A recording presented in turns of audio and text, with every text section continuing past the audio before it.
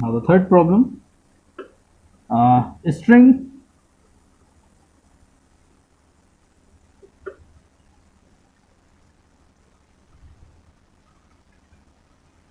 should always starts with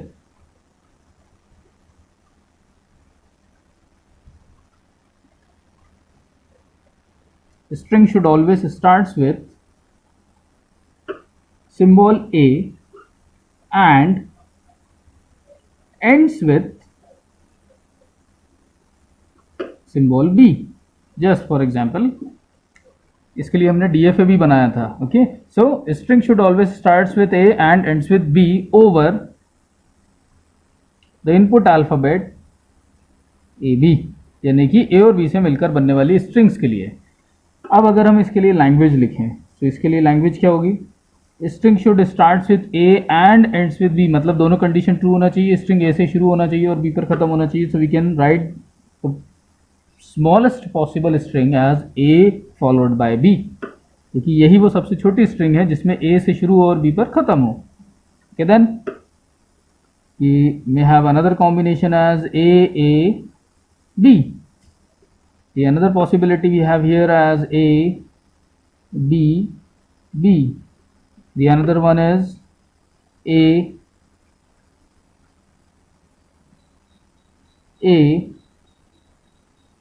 B, or we may have A B B.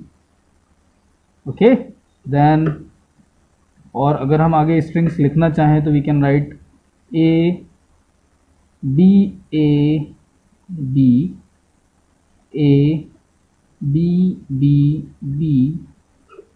And so on. So ये हमारी possible strings हैं.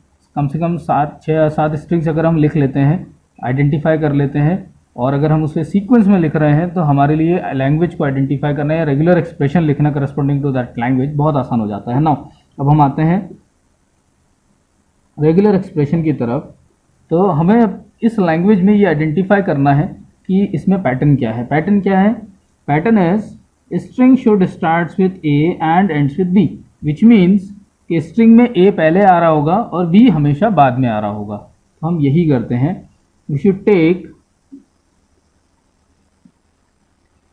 A before the set,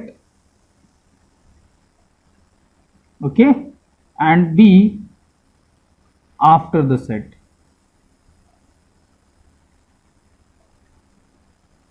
क्योंकि हमसे क्या बोला गया है, स्ट्रिंग में A पहले आ रहा है और B बाद में आ रहा है, मतलब ये जितनी भी पॉसिबिलिटीज होंगी उन सब में हमेशा स्ट्रिंग में A पहले आ रहा होगा और B बाद में आ रहा होगा. अब पॉसिबल स्ट्रिंग्स अंदर क्या क्या है? अब यहाँ पर A बाहर चला गया आगे की तरफ और B पीछे की तरफ. So we can say that यहाँ बचा क्या? 0 लेंथ स्ट्रिंग. अच्छा, इसमें ये A यहाँ है और ये B यहाँ है. So in that case also it will be this A B is here. Okay, so in that case यहाँ अंदर क्या बचेगा? B. This A, this is B. अंदर क्या बचा? Double A. ओके, देन यहाँ से ये A, यहाँ से ये B, अंदर क्या बचा? AB. Then A B. So we have BA. Okay. Similarly, यहाँ A B, so we have double B. और ऐसे अगर आगे स्ट्रिंग्स आएंगी तो वो भी आ जाएंगी. नाउ अब आप ध्यान दीजिएगा, जितने पॉसिबल कॉम्बिनेशंस होंगे सब हो जाएंगे. सो अब अगर हम ध्यान से देखें, so we have this A. Okay, अगर इसको देखें तो ये क्या बन रहा है हमारे लिए? Yes, this is the universal language that can be generated over the alphabet AB. Epsilon A B double A A B B A double B then triple A, और इस तरह से स्ट्रिंग्स आगे आती जाएंगी. So in that case we can say this is nothing but we can write this language in the regular expression form as it is the A plus B whole star. This is A plus B whole star. Then followed by this single B. Okay, so this is what we called the regular expression for this language, where a string should always starts with A and ends with B. Clear है? Now, if we take another example here, अब हमने condition यहाँ ली थी string should starts with A and ends with B. अब हम यहाँ and की जगह और ले लेते हैं. Okay, so string should starts with A और ends with B over the input alphabets A, B. Okay, now we need to generate the regular expression for this. अब हमसे ये बोला जा रहा है कि string should starts with A और ends with B, यानी कि string जो है वह A से शुरू हो सकती है या string B से ख़त्म हो सकती है. तो अगर हम यहाँ पर लैंग्वेज आइडेंटिफाई करें, okay, so in that case we can write the language as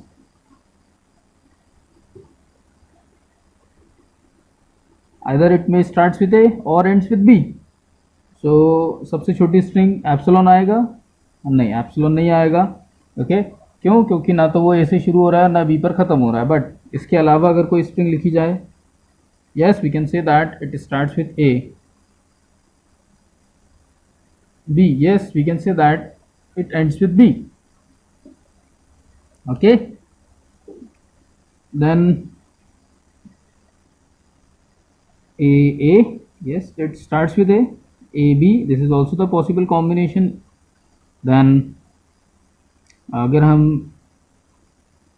BA लिखें तो वो गलत हो जाएगा. Double B, yes because it ends with B, whether it is not starts with A but it ends with B. here it starts with A. okay, so मैं A से start होने वाले के लिए एरो ऐसे लगा देता हूँ और B पर ख़त्म होने वाले के लिए मैं डैश लगा दूंगा, यानी कि वो स्ट्रिंग्स जो A से शुरू हो रही हैं उनके लिए एरो और जो B पर ख़त्म हो रही है उनके लिए डैश. Set like this. तो हम दोनों को अलग अलग आइडेंटिफाई कर पाएंगे. नाउ स्टार्ट्स विथ A और ends with B, और कोई possible combination? So we have triple A, AAB, okay, and ABA, ABB, ये सब जिनमें ये A से शुरू हो रहे हैं. ओके, देन हाँ ऑब्वियस ही बात है, इसमें एक स्ट्रिंग ऐसी भी है जो A से शुरू हो रही है और B पर ख़त्म भी हो रही है. ओके, जैसे ये है. नाउ B A B, या पहले अगर हम 3 लेंथ स्ट्रिंग बात करें तो B A B is the possible string. Okay, then B B B, ये एक पॉसिबल स्ट्रिंग है. Okay, and so on. So we have so many strings, either they can starts with A or ends with B. अब अगर ऐसा कुछ है तो उस केस में आप क्या करेंगे? और दिया है, दैट मीन्स के कंडीशन जो है वो अलग अलग है.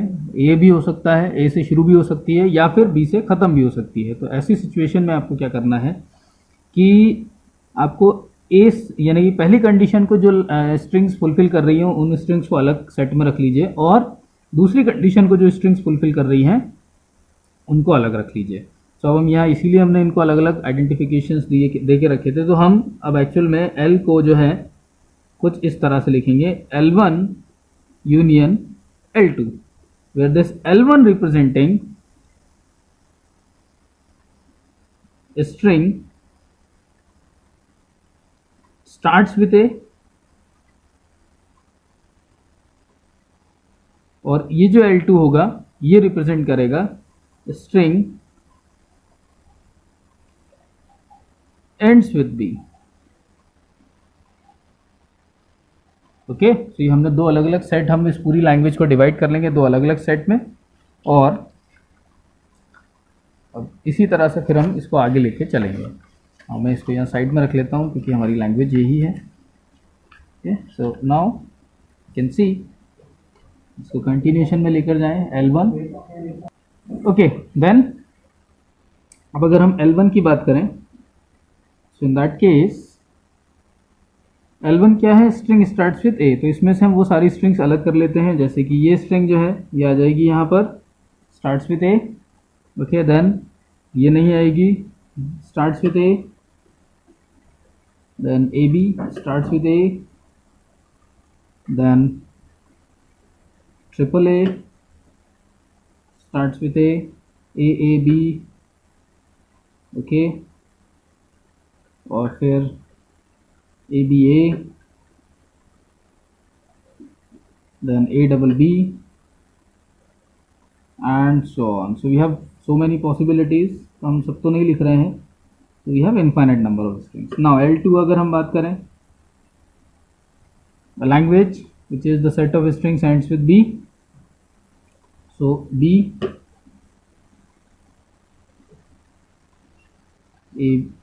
it also ends with B. Okay, so we can consider it here. Then double B, yes it is A B, yes, A double B, yes, because all of them ends with B. Then B A B, okay, और इसके अलावा अगर हम देखें तो triple B and so on. So ये वो combinations हो गए। अब क्योंकि हमने यहाँ लिखा है L1 यूनियन L2, क्योंकि वापस अगर हम L1 और L2 को मिलाएंगे तो हमें कौन सा सेट मिल जाएगा, ये L लैंग्वेज जो हम बना रहे थे ये लैंग्वेज हमें मिल जाएगी। अभी हमने इनको अलग अलग कर लिया है। अब अगर मैं इस L1 के लिए रेगुलर एक्सप्रेशन लिखता हूँ, ओके, अगर मैं L1 के लिए रेगुलर एक्सप्रेशन लिखता हूँ, so regular expression for L1, अगर मैं L1 के लिए रेगुलर एक्सप्रेशन लिखता हूँ तो रेगुलर एक्सप्रेशन क्या होना चाहिए, ओके। अब इसमें से मैं, क्योंकि A string starts with A है, तो मैं इसमें से इसमें क्या पैटर्न होगा, हमेशा A पहले आ रहा होगा, तो मैं A को क्या कर देता हूँ, यहाँ से बाहर कर देता हूँ। अंदर क्या बचेगा, यहाँ से A चला गया एप्सिलॉन, यहाँ से A चला गया सिंगल A चला गया B, A चला गया double A B, again B A double B and so on like this, okay। अब अगर मैं इसके लिए इसको ध्यान से देखूं तो ये क्या है, A plus B whole star, so we can write it as A plus B whole star, okay। ये किसके लिए हो गया regular expression, this is R1 regular expression for L1 language. Similarly regular expression for L2 language, okay, L2 language, in that case B A B, this is L2, A B A B B B A B triple B and so on। No, अब अगर हम ध्यान से देखें तो इसमें pattern क्या था कि B जो है वो बाद में आएगा, सो इन दैट केस हम B को पीछे ले जाते हैं, यहाँ बचेगा एप्सिलॉन, इसमें से अगर B निकल जाएगा तो यहाँ बचेगा A, इसमें से भी B निकल जाएगा तो यहाँ बचेगा B, ये B बाहर हो गया बचा डबल A, ये B बाहर चला गया बचा A B B A double B and so on. और इस B को जो हमारे पास पीछे आ रहा था, उस B को हमने इस सेट के पीछे बाहर कर दिया, concatenation, okay. That means all of the strings belongs to this set followed by this B। Now we can write this one as A plus B whole star followed by B। अब ध्यान दीजिएगा, string starts with A और ends with B था, starts with A का expression क्या आया, R1 which is this, R2 which is this. No, अब अगर मुझे L लैंग्वेज के लिए बनाना था, मेरी लैंग्वेज तो ये थी ना, L1 और L2 तो नहीं थी, तो मैंने इसके लिए क्या लिखा था, L is L1 union L2। तो इसका जो रेगुलर एक्सप्रेशन R बनेगा वो क्या बनेगा, that will be R1 union के लिए हमेशा हम यूज करते हैं प्लस ऑपरेटर और R2, which means we have A followed by A plus B whole star, okay, then plus of R2 is A plus B whole star followed by B। अब इनको common मत कर दीजिएगा, ये ऐसे ही लिखा जाएगा। So this is the regular expression for the required language, okay.